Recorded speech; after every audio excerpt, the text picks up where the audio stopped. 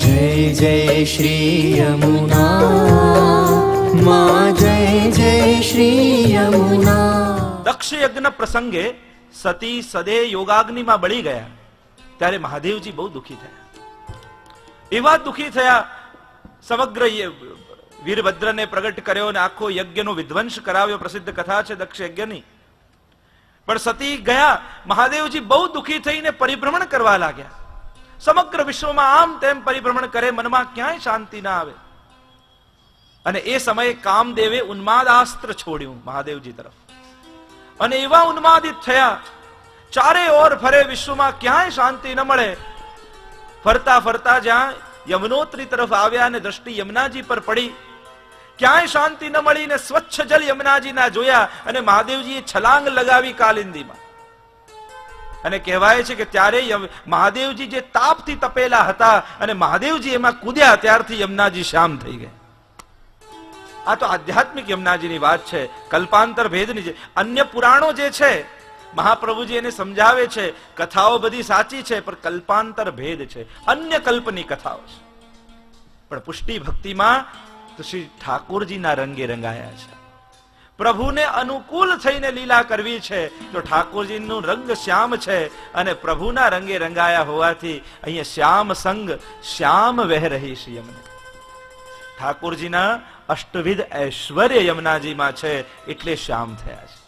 યમુનાષ્ટકમાં મહાપ્રભુજી અષ્ટવિધ ઐશ્વર્યની વાત કરી। 8 ઐશ્વર્યનું દાન શ્રી યમુનાજી કરવા સમર્થ બન્યા, ઠાકોરજીની સાથે શ્યામ બની। મહાપ્રભુજી યમુનાષ્ટકમાં 8 ઐશ્વર્યની વાત કરી। પહેલું ઐશ્વર્યનું દાન, કારણ કે પ્રભુ જે દાન કરી શકે એનાથી વિશેષ સામર્થ્ય વાળા યમુનાજી થયા। અને 8 ઐશ્વર્ય મહાપ્રભુજી ગણાવ્યા। પહેલા શ્લોકમાં કહ્યું, મુકુંદ સકલ સિદ્ધિ હે તુમ મુદા, સકલ સિદ્ધિના આપનારા યમુનાજી થયા। અને આ સકલ સિદ્ધિઓ એ લૌકિક નથી, અલૌકિક સિદ્ધિઓ પાછળના પદોમાં આપણે જોઈશું। બીજું ઐશ્વર્ય મુકુંદ રતિવર્ધિ, ભગવત પ્રેમ વધારનારા બન્યા। ઠાકોરજીની ભક્તિ આપનારમાં કોઈ સામર્થ્ય હોય તો એક શ્રી મહાપ્રભુજી અને એક શ્રી યમુનાજી। બાકી ભગવાનની ભક્તિ કોઈ આપી શકતું નથી। બધા સત્કર્મ કરાવી શકે છે, પુણ્ય આપી શકે છે, પણ ભક્તિનું દાન તો સ્વયં યમુનાજી યા મહાપ્રભુજી જ કરી શકે। ત્રીજું ઐશ્વર્ય કહ્યું, ભગવત પ્રાપ્તિમાં આવતા પ્રતિબંધોને દૂર કરે છે યમુનાજી। આ યમુનાજીનું ત્રીજું ઐશ્વર્ય। આપણે બધા જ ભક્તિ કરવા ઈચ્છતા હોઈએ, પણ અનેક પ્રકારના પ્રતિબંધો ભક્તિમાં વિઘ્ન રૂપ આવે, અને એમ થાય કે હું ભક્તિ કેમ કરી શકું, ઘરમાં પ્રતિકૂળતા છે, આ નડે છે, આનો વાંધો છે, ઘણા પ્રતિબંધો જીવનમાં આવતા હોય, અને આ પ્રતિબંધોને જો નિવૃત્ત કરવા હોય તો યમુનાજીનો આશ્રય કરશો તો યમુનાજીમાં એવું સામર્થ્ય છે કે ભગવાનની ભક્તિમાં આવતા પ્રતિબંધોને દૂર કરશે। ચોથું ઐશ્વર્ય, જીવ અને ભગવાનનું સંબંધ પ્રસ્થાપિત કરવાનું, સંયોગીની શક્તિ છે, ભગવાન જોડે સંબંધ બાંધે શ્રી યમુનાજી। પાંચમું ઐશ્વર્ય, જીવમાં રહેલા કલી દોષોનું નિવારણ કરવાનું। કલિયુગ ચાલી રહ્યો છે, અને કલિયુગ એટલે ક્લેશ, મનમાં કલહ। કલિયુગ એટલે લૌકિકતા। કલિયુગના દોષોનું નિવારણ યમુનાજી કરે। કલિયુગનો સૌથી મોટો દોષ હોય તો એ છે લૌકિકતા। અલૌકિક પદાર્થોમાં લૌકિકતા જોવી એ અપરાધ છે। આટલા લોકોથી દૂર રહેજો। એક, ઠાકોરજીને પ્રગટ ન જાણતો હોય। બીજું, જે ગુરુને કેવલ સાધારણ માનવ જોતો હોય। ત્રીજું, જે હરિ ગુરુ ને વૈષ્ણવમાં લૌકિક બુદ્ધિ રાખતો હોય। જે અલૌકિક પદાર્થ છે એમાં લૌકિક બુદ્ધિ રાખવી એ દોષ છે। પ્રભુમાં લૌકિક, એમની લીલામાં દોષ જોવો, આ લૌકિકતા છે। તો યમુનાજી આ કલિયુગના દોષોનું નિવારણ કરે। છઠ્ઠું, યમુનાજીના સેવનથી પુષ્ટિજીવોને પરમ પ્રેમની પ્રાપ્તિ થાય।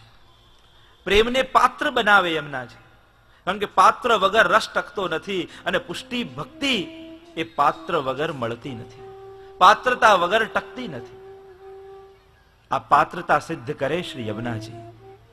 શ્રી મહાપ્રભુજીની કૃપા થાય, બ્રહ્મ સંબંધ લઈને ઠાકોરજી જોડે સંબંધ થાય, ભક્તિનો પ્રારંભ થયો, પણ પાત્રતા નહીં હોય તો બધું ઢોળાઈ જશે.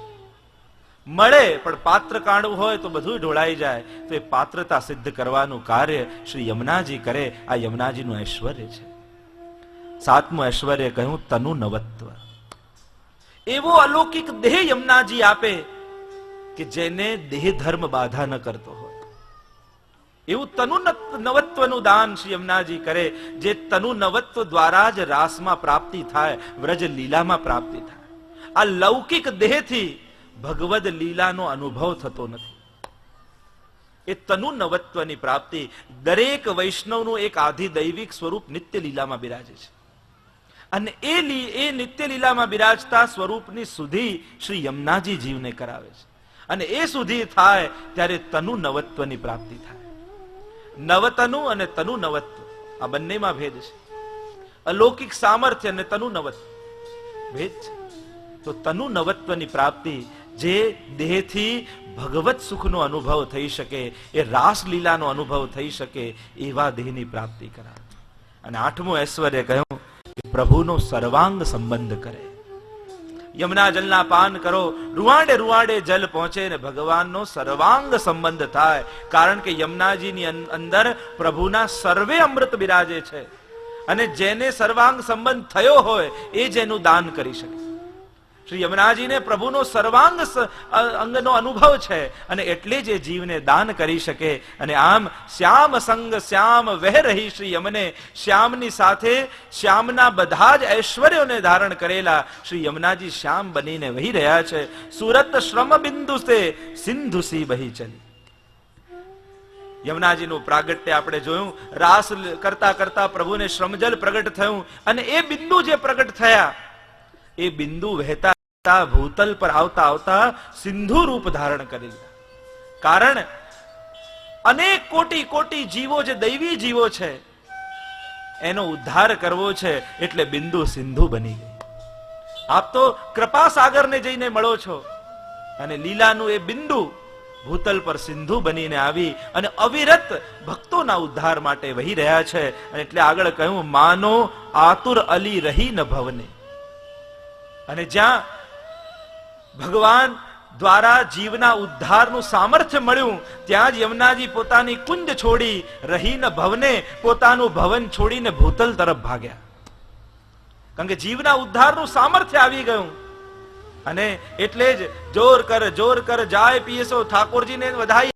અને જ્યારે રાસ થયો ત્યારે સમજલ રૂપે પ્રગટ થયા, બિંદુ રૂપે, અને બિંદુ રૂપે પ્રગટ થયા. અને નેહ કારણ શ્રી યમને પ્રથમ આવી. અને એટલે જ પોતાના ભક્ત કે ચિત્ત કી વૃત્તિ સબ જાન કે તાતે અતિ જુધાઈ. અને પોતાના જીવોને, જે નિત્ય લીલા સંબંધી જીવો છે, એમને સંસારમાં તપેલા જોયા, અને એમનો ઉદ્ધાર કરવા માટે શ્રી યમુનાજી સિંધુ બનીને વહેવા લાગ્યા. એમ કહેતા આગળ ગોવિંદ સ્વામી ગાન કરતા બોલ્યા,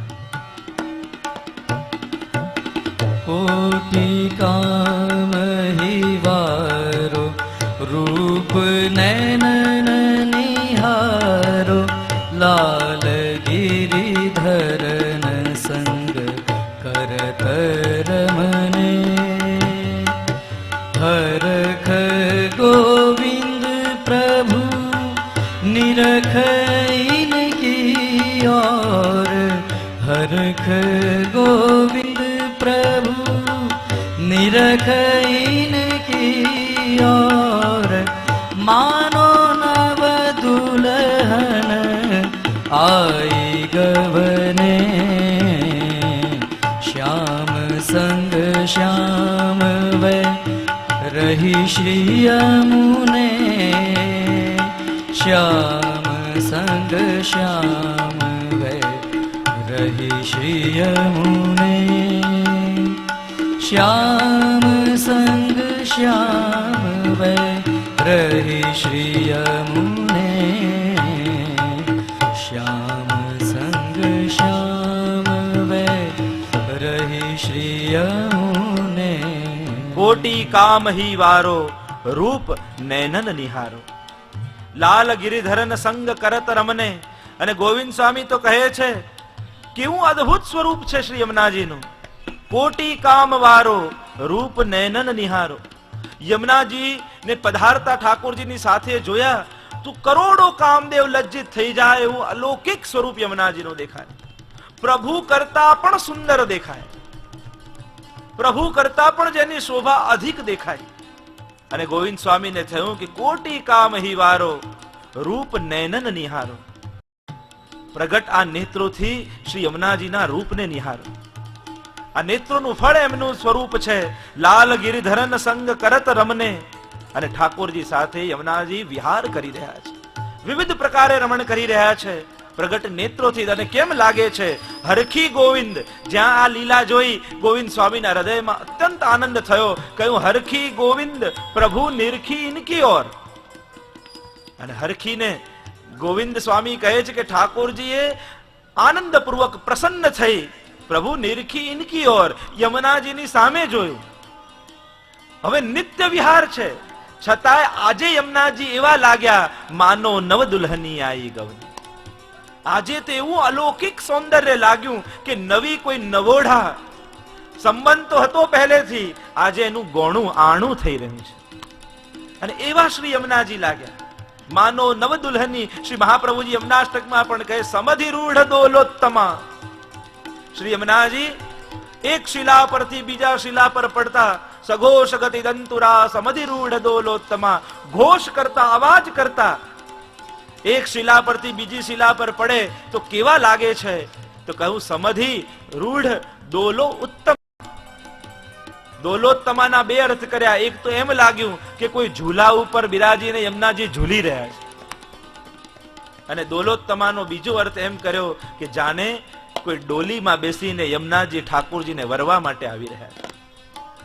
ગોનો થઈ રહ્યો છે યમુનાજીનો. આજ પ્રભુ સાથે સંગમ થવાનો છે યમુનાજીનો. અને એમ જેમ નવોઢા સ્ત્રીને જે નૂતન ભાવો હૃદયમાં હોય, પ્રિયના મિલનની ઉત્કંઠા હૃદયમાં હોય, આજે યમુનાજીને પણ એવી ઉત્કંઠા છે. અને એટલે જ ભક્તો પણ ગાતા કહે તું તો ઠાકોરની ઠકરાણી શ્રી યમને મહારાણી. તું તો ઠાકોરની ઠકરાણી શ્રી યમુના મહારાણી. તું તો ઠાકોરની ઠકરાણી શ્રી યમુના મહારાણી. તને વૈષ્ણવ જનોએ વખાણી શ્રી યમુને મહારાણી. તને વૈષ્ણવ જનોએ વખાણી શ્રી યમુના મહારાણી.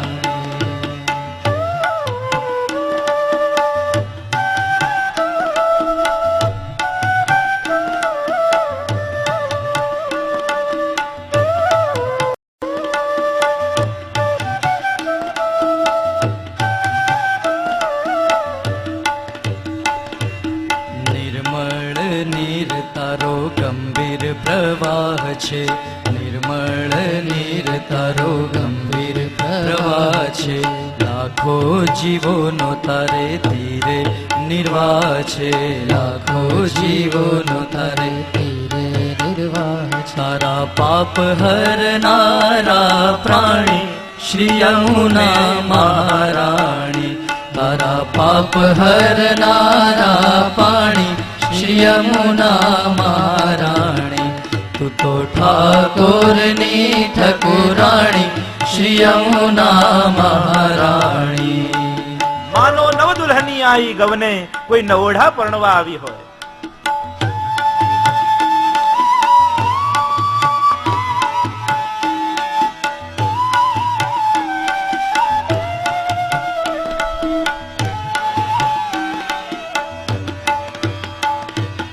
યમની તું બેનડી ને સૂરજની દીકરી. યમની તું બેનડી ને સૂરજની દીકરી.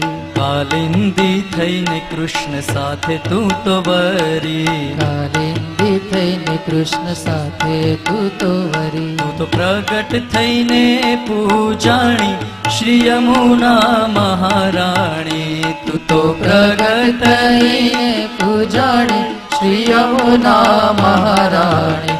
તું તો ઠાકોરની ઠકુરાણી શ્રી યમુના મહારાણી.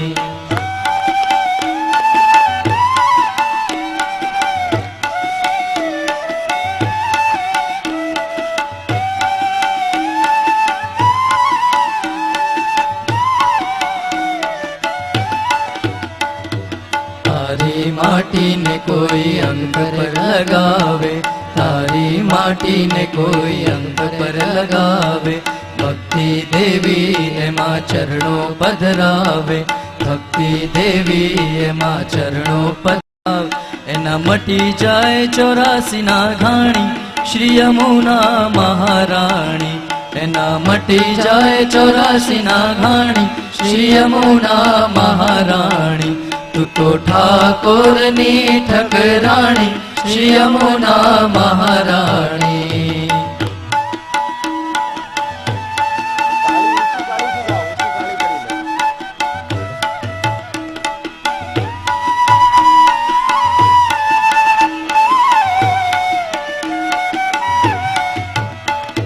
સ્નાન અને પાન કરે દોષને હટાવે, સ્નાન પાન કરે તેના દોષને હટાવે, આદિથી અંત સુધી પાપ હારી કહાવે, આદિથી અંત સુધી પાપ હારી કહાવે, તો સાગરમાં જઈને સમાણી, શ્રી યમુના મહારાણી, તું તો સાગરમાં જઈને સમાણી, શ્રી યમુના મહારાણી, તું તો ઠાકોરની ઠકરાણી, શ્રી યમુના મહારાણી, તને વૈષ્ણવ જનોએ વખાણી, શ્રી યમુના મહારાણી.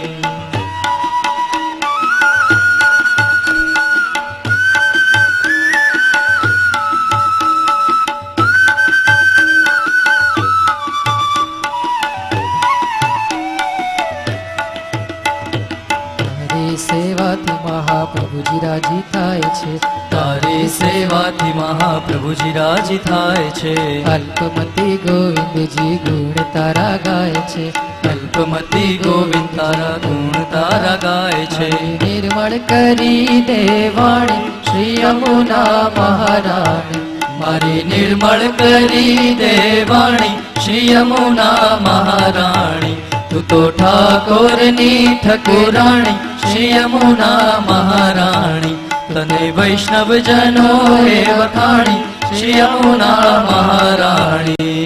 તો ઠાકોરની ઠકરાણી, શ્રી યમુના મહારાણી, તું તો ઠાકોરની ઠકરાણી, શ્રી યમુના મહારાણી, તને વૈષ્ણવ જનોએ વખાણી, શ્રી યમુના મહારાણી. તો ઠાકોરની ઠકરાણી, શ્રી યમુના મહારાણી, હે મારી નિર્મળ કરી દેવાણી, શ્રી યમુના મહારાણી, મારી નિર્મળ કરી દેવાણી, શ્રી યમુના મહારાણી, હે તારા પાપ હરનારા પાણી, શ્રી યમુના મહારાણી, તારા પાપ હરનારા પાણી, શ્રી યમુના મહારાણી, હે તું તો સાગરમાં જઈને સમાણી, શ્રી યમુના મહારાણી, તું તો સાગરમાં જઈને સમાણી, શ્રી યમુના મહારાણી, હે તું તો ઠાકોરની ઠકરાણી, શ્રી યમુના મહારાણી, તો ઠાકોરની ઠકરાણી, શ્રી યમુના મહારાણી, તને વૈષ્ણવ જનોએ વખાણી, શ્રી યમુના મહારાણી, અને વૈષ્ણવજનોએ વખાણી, શ્રી યમુના મહારાણી. શ્યામ સુંદર શ્રી અમને મહારાણી કી જય. हरखी गोविंद प्रभु निरखी यौन की और मानो नव दुल्हनी आई गवने. स्वयं पटराणी कालिंदीजी અને મહારાણી શ્રી યમુનાજી. મહારાણી કયા, સર્વ સખીજનોમાં શ્રેષ્ઠ કયા, નિકુંજ લીલાના અધિપતિ કયા. શ્યામ સંગ શ્યામ વહ રહી શ્રી યમને, એમ કહેતા ગોવિંદ સ્વામી કહેવા લાગ્યા, શ્રી ઠાકોરજીનો સંગ જેને થયો હોય તો એ તો પ્રભુ કરતા પણ ઉદાર થઈ જાય. જે ઠાકોરજીનો સંગ કરે, અને સંગ પણ કઈ રીતે કર્યો છે, પિય સંગ રંગ ભરી, કયા રંગે ભરી, આ શ્યામ રંગે ભરેલી છે. અને સંગ એ રીતે કર્યો છે કે પ્રભુને આધીન કરી લીધા છે. અને જેને આધીન થઈ ગયા હોય તો એને આપવાનો અધિકાર પણ થઈ જાય. શ્રી યમુનાજી ભક્તોને શું આપે છે તો ગોવિંદ સ્વામી ગાન કરતા રહ્યા. શ્યામ સંગ શ્યામ વે રહી શ્રી યમુને. શ્રી યમુના સે નાહી કોઈ દાતા. છઠ્ઠું પદ. श्री यमुना सी नाही को और दाता, श्री यमुना सी नाही को और दाता। जो इनकी शरण जात है दौर के, ताही को तिही चीनू कर सना था। श्री यमुना सी नाही को और दाता। ये ही गुण गान रस खान रस नायक, ये ही गुण गान रस खान रस नायक। सहस्त्र रसना क्यों न दई विधाता।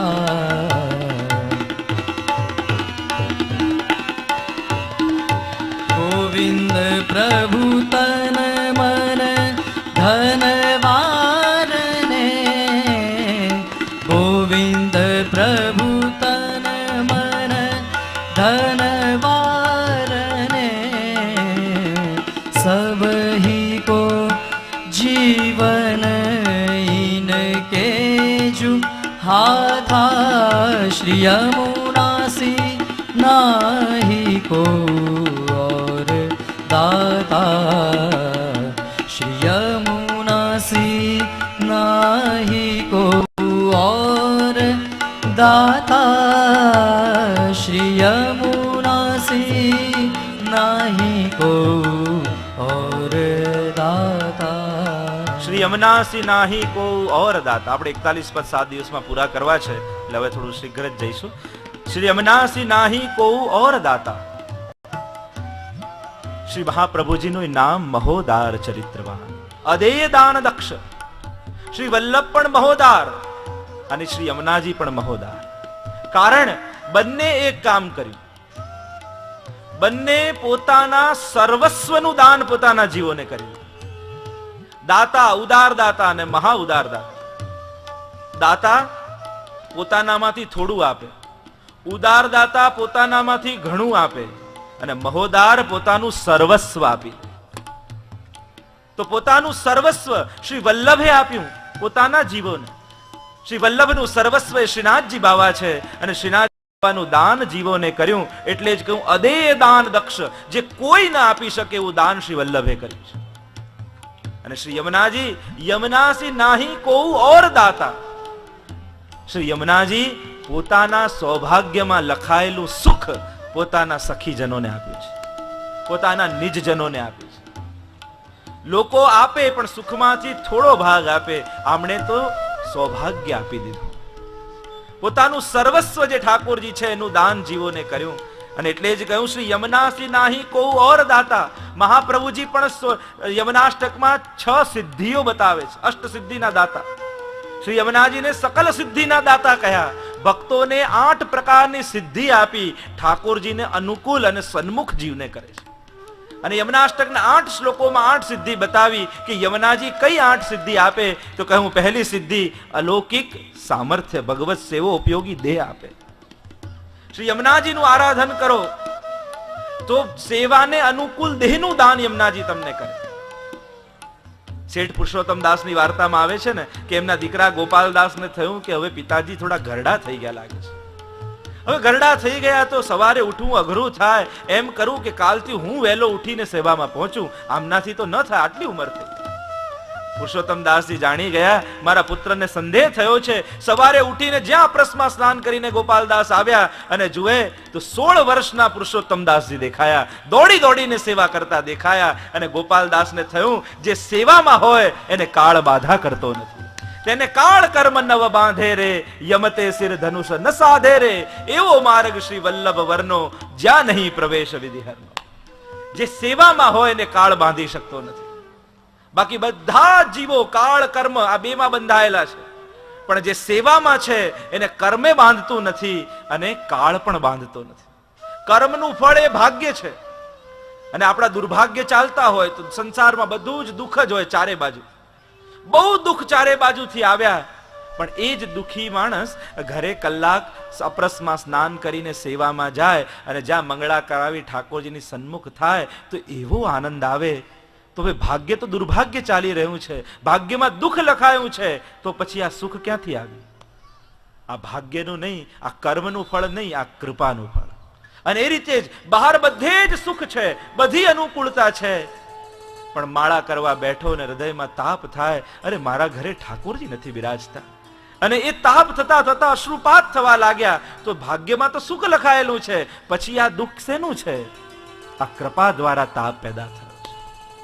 તો આમ જે ભગવત સેવામાં છે એને કાળ કર્મ બાધા કરતા નથી, અને યમુનાજીની કૃપાથી અલૌકિક સામર્થ્ય આવે છે. ઘણા ઘણા એવા વૈષ્ણવને મેં જોયા છે, બહાર સેવાથી બહાર નીકળે તો ચાલી ન શકે, પણ સેવામાં એવા દોડતા હોય. અરે આપણી હવેલીમાં જ જુઓ ને, એ માજીને ઘરે એક રૂમમાંથી બીજા રૂમમાં લઈ જવા હોય તો બે જણા પકડીને લઈ જાય, પણ નાથદ્વારમાં દર્શન કરવા જજો, જ્યાં શ્રીનાથજીના દરવાજા ખુલે એવા ભાગે માજી. આપણને એમ લાગે આમને પકડીને ચલાવવા પડે છે, અને દર્શન કરવા માટે આ નૂતનતા ક્યાંથી આવી? આ તનુ નવત્વ, આ અલૌકિક સામર્થ્ય ક્યાંથી આવ્યું? આ શ્રી યમુનાજીની કૃપા છે. યમુનાજી પહેલી સિદ્ધિનું દાન કરે, પ્રભુની સેવાને અનુકૂળ દેહ આપે. આ ગજ્જન ધાવન ઠાકોરજીને ઘોડો કરતા ચલાવતા, હાથી બનાવતા ચલાવતા ઘૂંટણ છોલાઈ જતા. કોઈએ કહ્યું, અરે આ તમારા ઘૂંટણથી લોહી નીકળવા લાગ્યું, ક્યારેક તો શ્રીનાથજી બાબાને કહી દો કે આમ ન કરે. ગજ્જન ધાવને કહ્યું કે આ દેહ તો સેવા માટે મળ્યો છે. જેમ ચંદનનું લાકડું ઘસાય તો એમાંથી ચંદનની સુગંધ નીકળે, એમ વૈષ્ણવનો દેહ સેવામાં ઘસાય તો એમાંથી વૈષ્ણવતાની સુગંધ બહાર આવે. આ દેહ તો સેવા માટે મળ્યો છે, આ દેહ સાધન છે.